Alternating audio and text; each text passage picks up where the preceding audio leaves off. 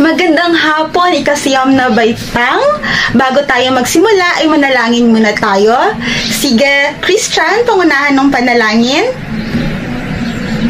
Amen. Maraming salamat, Christian.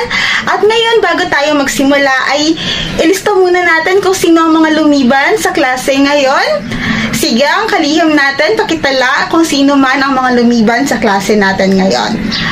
Ngayon ay sisimulan na natin ang panibagong paksa para sa ika-4 na markahan, ang kaligirang pangkasaysayan ng Nolimi Tangere. So bago yan, tingnan muna natin kung ano ang layunin natin sa klase ngayon. Una, natutukoy ang layunin ng may akda sa pagsulat ng Nolimi Tangere. Ikalawa, na isa-isa ang mga kondisyong panlipunan sa panahong isinulat ang Nolimi Tangere. Ikatlo, na ipapakita ang pagiging makabayan sa pamamagitan ng pagsasagawa ng mga gawaing nagpapaganda sa kondisyon ng ating bansa. Bago tayo pumunta sa formal na diskusyon, ay balikan muna natin ang ibig sabihin ng nobela. Sige, Shane, anong ibig sabihin ng nobela? Tama, ang nobela ay isang mahabang kathang pampanitikan na naglalahad ng mga pangyayari na pinaghahabi sa isang mahusay na pagbabalangkas na ang pangunahing sangkap ay ang pagpapalabas ng hangarin ng bayani sa dako at hangarin ng katunggali sa kabila.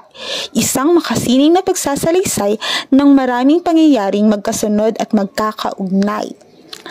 At ang pinakamagandang halimbawa nito ay ang akda ni Dr. Rosario Rizal na Nolimi Tangere.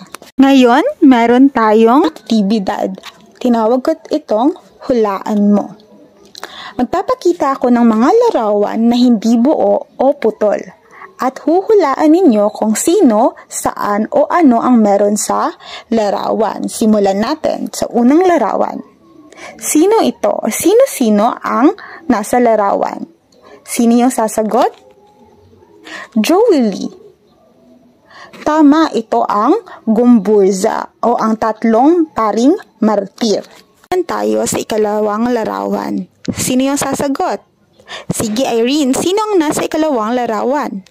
Tama, ito si Dr. Rosario Rizal nung bata pa siya o si Pepe. Sa ikatlong larawan naman. Saan ang ikatlong larawan? Sige, Charisse.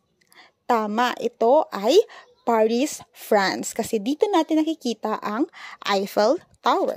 Ngayon, mayroong magpapakilala sa inyo. Siya si Dr. Jose Rizal. Babasahin ko yung talata, pagkatapos ibibigay ninyo kung ano yung sagot sa talata. Makikita sa ibaba kung ano-ano ang maaari ninyong isagot. Sige, sisimulan ko ang pagbabasa. Magandang hapon sa lahat. Ako si Jose Rizal at ako ang nagsulat ng Nolimi Tangere. Inilathala ko ito noong blank, taong gulang pa lang ako. Sinimulan ko ang pagsusulat sa blank habang nag-aaral ako ng blank. Nais kong ipakita sa nobelang ito ang karanasan ng mga Pilipino sa kamay ng blank. Sinasabing ang nobela kong ito ang bumuo sa pambansang pagkakakilanlan ng blank. Ngayon, pwede nyo nang ibigay ang inyong mga sagot. Uulitin ko ang pagbabasa ng talata. Magandang hapon sa lahat. Ako si Jose Rizal. Ako ang nagsulat ng Nolimi Tangere. Inilathala ko ito noong tama, 26 taong gulang pa lang ako. Sinimulan ko ang pagsusulat sa tama rin, Madrid, habang nag-aaral ako ng blank. Medisina, tama. Nais kong ipakita sa nobelang ito ang karanasan ng mga Pilipino sa kamay ng mga Kastila. Sinasabing ang nobela kong ito ang bumuo sa pambansang pagkakakilanlan ng mga Pilipino. Tama. Ngayon kilala nyo na si Dr. Jose Rizal. Tulad ng binanggit ko kanina, ay tatalakayin natin ang kaligirang pangkasaysayan ng Nolimi Tangere. 26 na taong gulang pa lamang si Jose Rizal nung nailathala niya na ang Nolimi Tangere. Kaya naisip ni Dr. Jose Rizal na magsulat ng nobela. Naging inspirasyon ni Dr. Jose Rizal ang aklat ni Harriet Beecher Stowe na pinamagatang Uncle Tom's Cabin. Ang Uncle Tom's Cabin ay tungkol sa mga Amerikano na inaalipin ang mga negro o maiitim ng mga Amerikano. Halos tulad din ito ng karanasan ng mga Filipino noon na kung saan nakakaranas ng mga pang-aapi sa kamay ng mga Kastila. Kaya naisip ni Dr. Jose Rizal na magsulat ng nobela tungkol sa karanasan naman ng mga Indio o Pilipino sa kamay ng mga Kastila. Sinimulan niyang isulat ang kanyang nobela sa Madrid tulad ng sinabi kanina habang nag-aaral siya ng medisina. Sinimulan niya ito noong 1884. Habang nagpapakadalubhasa naman siya sa ophthalmologist or pagiging doktor sa mata, ay ipinagpatuloy niya ang pagsusulat ng kaniyang nobela. At ang kalahating bahagi ng Noli Me Tangere ay isinulat ni Dr. Jose Rizal nung nasa Paris siya noong 1885. At tinapos ni Dr. Jose Rizal noong 1886 ang kaniyang nobela sa Berlin. Dahil tapos niya na ang kaniyang nobela ay maaari niya na itong mailathala. Ngunit sa kasamaang palad ay walang pera si Dr. Jose Rizal para maipalimbag ang kaniyang nobela.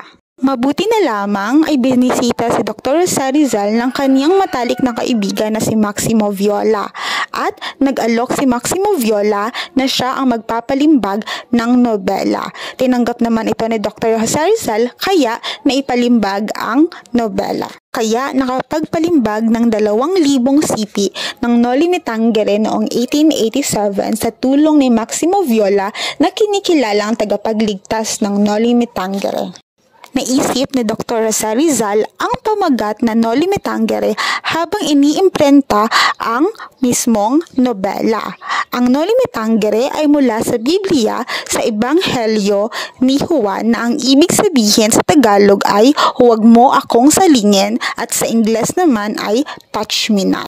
Dahil ang nobela ay tungkol sa karanasan ng mga Pilipino, makikita dito ang pagmamalupit, pagpapahirap at pang-aabuso ng mga Kastila sa mga Pilipino. Kaya, nung nabasa ito ng mga Kastila ay ipinagbawal ito sa Pilipinas. Ngunit dahil sa kagustuhan ng mga Pilipino na malaman kung ano ang meron sa nobela, ay nabasa pa rin nila ito at namulat sila sa kung ano nga ang nangyayari sa ating bansa na siyang layunin ni Dr. Jose Rizal kung bakit niya sinulat yung nobela na mamulat ang mga Pilipino sa totoong nangyayari sa ating bansa. Dahil sa sinulat ni Dr. Jose Rizal na nobela, naka-impluwensya ito sa pagkakatatag ng KKK o ang pagkakaroon ng revolusyon na pinamunuan ni Andres Bonifacio. Si Jose Rizal ay nagnanais ng mapayapang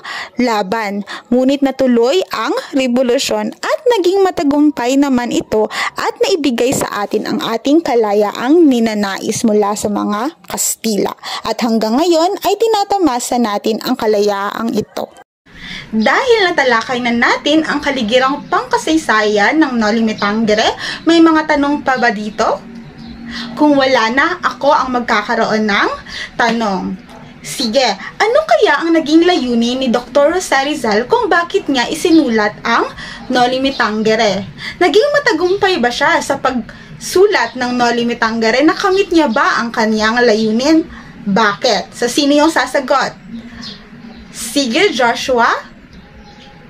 Tama! Nakamit niya ang kanyang layunin sapagkat napamulat niya ang mga mata ng mga Pilipino sa kalagayang meron ang bansa noon sa panahon ng mga Kastila na kung saan nakaranas sila ng pagmamalupit, pang-aabuso mula sa mga Espanyol. Magaling, Joshua. Ikalawang tanong, ano-ano ang mga naranasan ng mga Pilipino sa panahon ng mga Kastila? Nararanasan pa rin ba ito ng mga Pilipino hanggang ngayon? Sige, sino yung sasagot? Michael. Tama. Ang mga Pilipino noon ay nakakaranas ng mga pang-aabuso, pang-aalipin at pananakit mula sa mga Kastila. Nararanasan pa rin ba ito ng mga Pilipino ngayon? Tama rin yung sinabi ni Michael na maaaring nararanasan pa rin ito ng mga Pilipino ngayon. Halimbawa nito, yung mga nagtatrabaho abroad o yung mga OFW. Diba naririnig natin sa mga balita na may mga Pilipinong sinasaktan, inaabuso sa abroad habang sila ay nagtatrabaho. Kaya masasabi natin na may iilan pa ring mga Pilipino na nakakaranas kung anuman ang mga naranasan ng mga Pilipino noon sa panahon ng Kastila. Panghuling tanong, bilang isang mag-aaral at Pilipino, ano-ano ang mga dapat gawin para hindi na maulit ang mga nangyari noon sa panahon ng Kastila? Sige, sino yung sasagot? Okay, Katleya. Tama, Katleya, kailangan mahalin natin ang ating bansa. Tayo ay maging makabayan. Dahil dyan, magsisimula ang ating pagmamalasakit sa ating kapwa. Kung mahal natin ang ating bayan, mahal din natin ang ating kapwa Pilipino. At hindi rin natin hahayaan na masakop tayo ng ibang dayuhan. Kasi nga, mahal natin ang ating bansa. Maraming salamat, Katleya. Ngayon, magkakaroon tayo ng pag-aanalisa ng mga larawan. Meron tayong dalawang larawan, panahon ng Kastila at panahon ng kasalukuyan. Anong mapapansin ninyo sa dalawang larawang ito? Sige, Jane? Tama, Jane. Sa panahon ng Kastila, tayo ay sinasakop ng mga dayuhan. Ngunit sa kasalukuyang panahon ay sinasakop tayo ng pandemya. Nakikipaglaban tayo sa pandemya. Dati, tayo ay nakikipaglaban sa dayuhan. Tama yon. Maraming salamat, Jane. Ngayon, anong naging refleksyon ninyo sa mga larawang ito? Tama, kailangan natin ang pagkakaisa. Dati, nagkaisa tayo para maging malaya sa kamay ng mga Kastila. Ngayon naman, tayo ay magpatuloy na magkaisa para lumaya sa pandemyang ating nararanasan. Inaasahan at hinihiling natin na matapos na ang pandemya o ang COVID-19 sa buong mundo at sa Pilipinas. May isa pa tayong aktibidad, punan ang talahanayan. Ibigay ang mga kondisyong panlipunan ng mga Pilipino sa panahon ng Kastila at kasalukuyang panahon. Batay sa inyong napakinggan sa radyo, napanood sa telebisyon o napansin sa inyong lipunan. Isulat ang inyong mga sagot at ipasa ito sa ating Google Classroom. Hanggang alas 4 lamang ng hapon ang pagpapasa ng inyong sagot. Para sa inyong takdang aralin, gumawa kayo ng 10 utos para sa sarili na magpapatibay ng inyong pagiging makabayan. Ito ang kriteriya natin, nilalaman, organisasyon at gramatika. Ang inyong takdang aralin ay ipapasa pa rin sa Google Classroom at hanggang Biyernes lamang ang pagsasagawa ng inyong takdang aralin. At dyan magtatapos ang ating aralin. Huwag niyong kalimutan ang inyong takdang aralin. At bago tayo magwakas, manalangin muna tayo. Sige, Gwen, pangunahan ang ating pangwakas na panalangin. Amen. Maraming salamat, Gwen, at maraming salamat sa lahat. Paalam sa inyo at mag-ingat parati.